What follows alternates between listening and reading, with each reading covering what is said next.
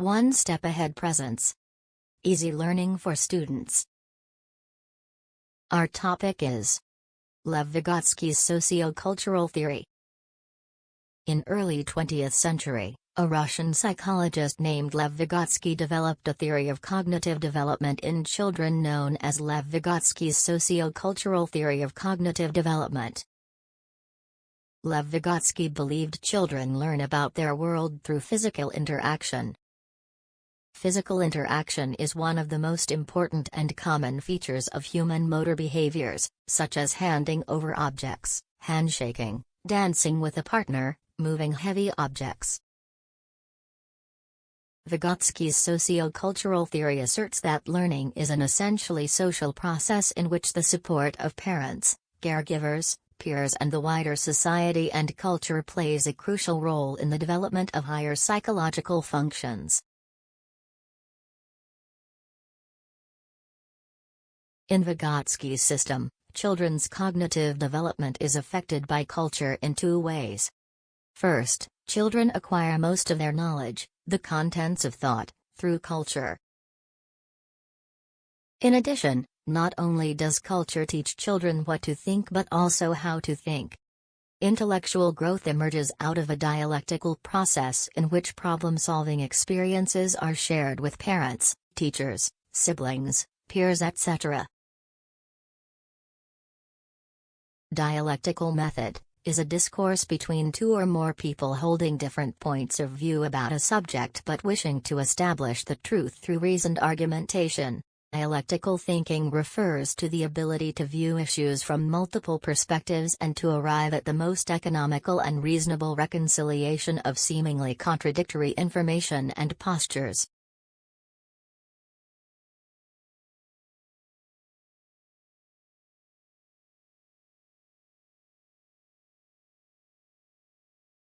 Vygotsky's theories stress the fundamental role of social interaction in the development of cognition, as he believed strongly that community plays a central role in the process of making meaning. Unlike Piaget's notion that children's development must necessarily precede their learning, Vygotsky argued, learning is a necessary and universal aspect of the process of developing culturally organized, specifically human psychological function. In other words, social learning tends to precede development.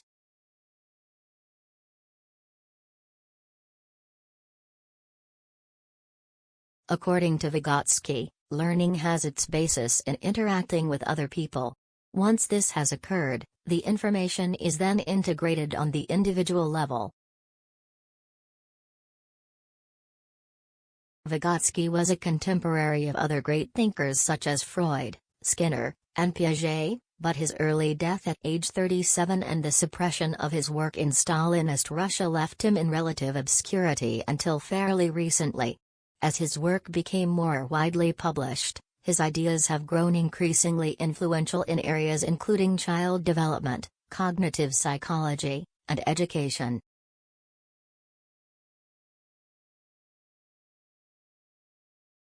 Sociocultural theory focuses not only how adults and peers influence individual learning, but also on how cultural beliefs and attitudes affect how learning takes place.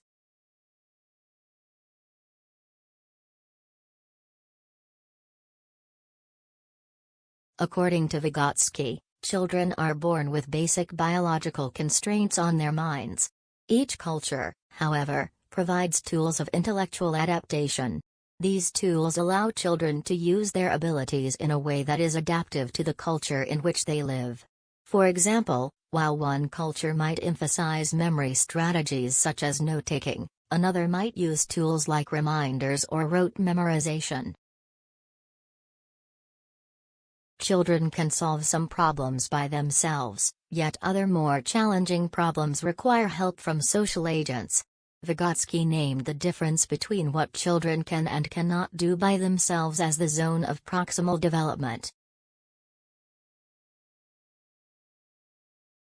What is the zone of proximal development? The zone of proximal development, ZPD, or zone of potential development, refers to the range of abilities an individual can perform with the guidance of an expert, but cannot yet perform on their own.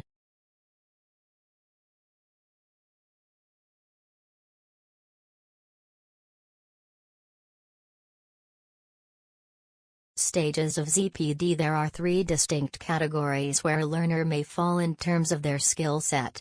For learning to take place, it's critical that the expert understands the learner's specific ZPD stage.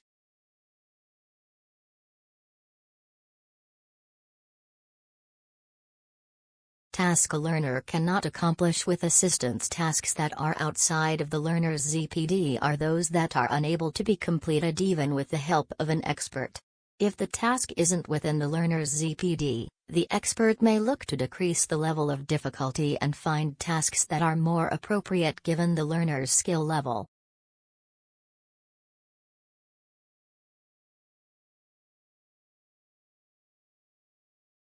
Tasks. A learner can accomplish with assistance when a learner is close to mastering a skill set required to complete a task, but still needs the guidance of an expert to do so. They are considered to be in their zone of proximal development. In this situation, an expert may use various techniques to help the learner better understand the concepts and skills required to perform a task on their own. A learner can accomplish without assistance. In this phase, the learner is able to complete tasks independently and has mastered the skill set required to do so. The learner does not need the help of an expert.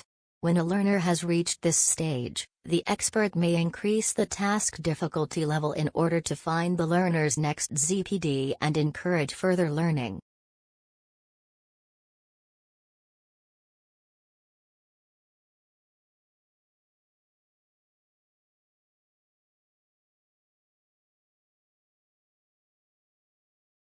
There are several core concepts developed by Vygotsky and expanded upon by others following him that have helped round out this learning theory.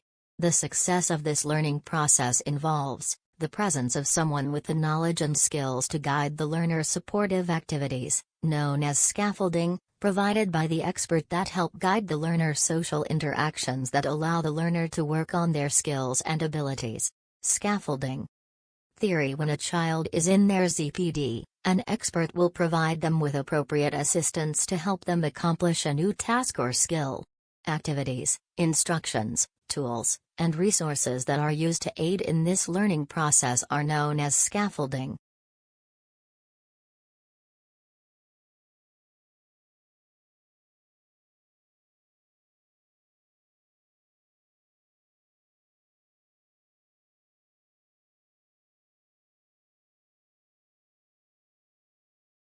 The more knowledgeable other.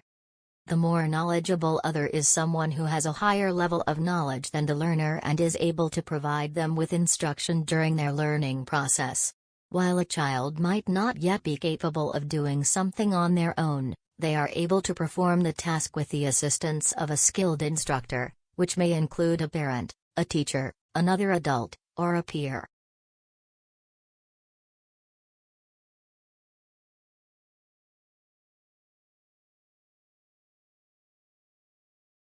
For example, a 5-year-old child knows how to ride a tricycle, but can't ride a bicycle, with 2 wheels, unless her grandfather holds on to the back of her bike. According to Vygotsky's theory, this child is in the zone of proximal development for riding bicycle.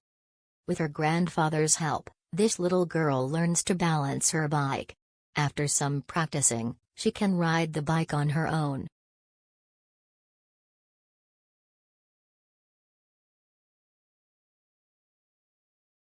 Eventually, scaffolding can be removed and the student will be able to complete the task independently. While scaffolding is most often associated with the zone of proximal development, it is not a concept that was initially introduced by Vygotsky. Instead, this term has been put forth by other researchers who have expanded on his original theories.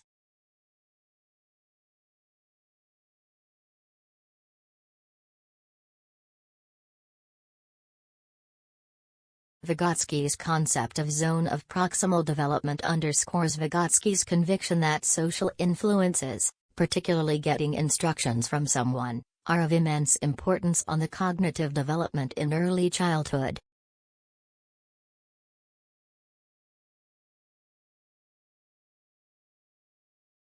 He insisted that not respecting this zone, either by helping children on tasks they can complete on their own, or by not helping enough on difficult tasks, impedes cognitive development.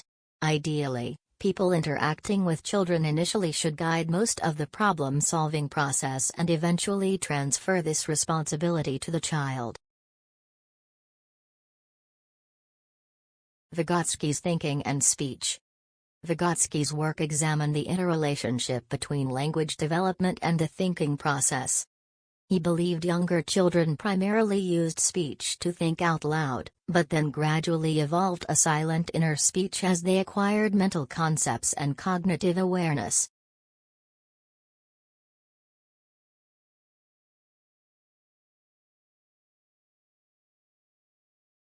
Language represents the core type of interaction which allows social agents to convey information to children. Gradually, children's own language becomes their principal tool of intellectual growth, first as speech for self-emitted aloud, private speech, to guide and control their own actions, and eventually as silent self-talk, inner speech. Vygotsky called this internalization, the process of using an instrument of thought, inner speech, that was at first located outside children, social speech.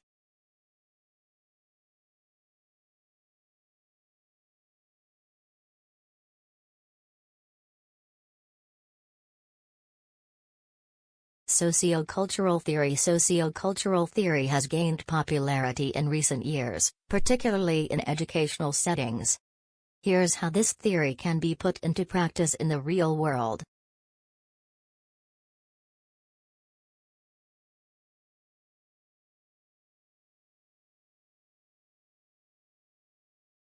In the classroom, understanding the zone of proximal development can be helpful for teachers. In classroom settings, teachers may first assess students to determine their current skill level. Educators can then offer instruction that stretches the limits of each child's capabilities.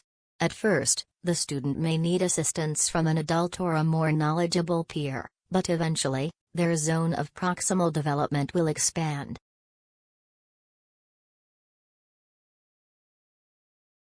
Teachers can help promote this expansion by planning and organizing their instruction and lessons.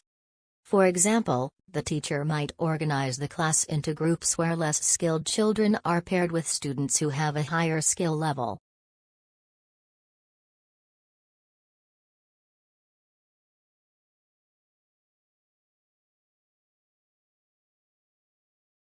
Scaffolding, where the teacher provides specific prompts to move the child progressively forward toward a goal. Using hints, prompts, and direct instruction to help kids improve their ability levels.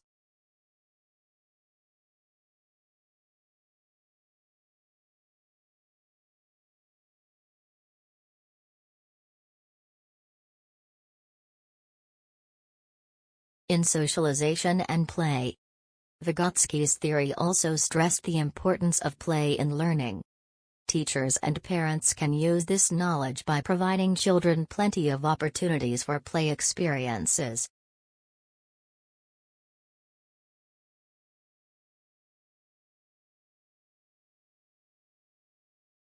Vygotsky believed that through playing and imagining, children were able to further stretch their conceptual abilities and knowledge of the world. Types of play that can foster learning include imaginary play, role-playing, games, and reenactments of real events. Such activities help promote the growth of abstract thought.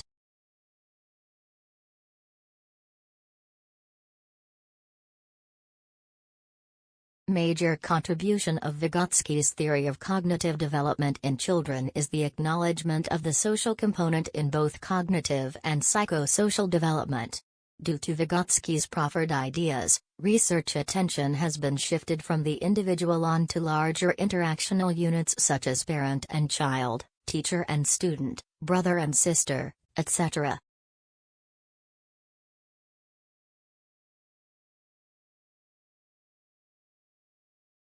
The Vygotsky theory also called attention to the variability of cultural realities, stating that the cognitive development of children who are in one culture or subculture, such as middle-class Asian Americans, may be totally different from children who are from other cultures.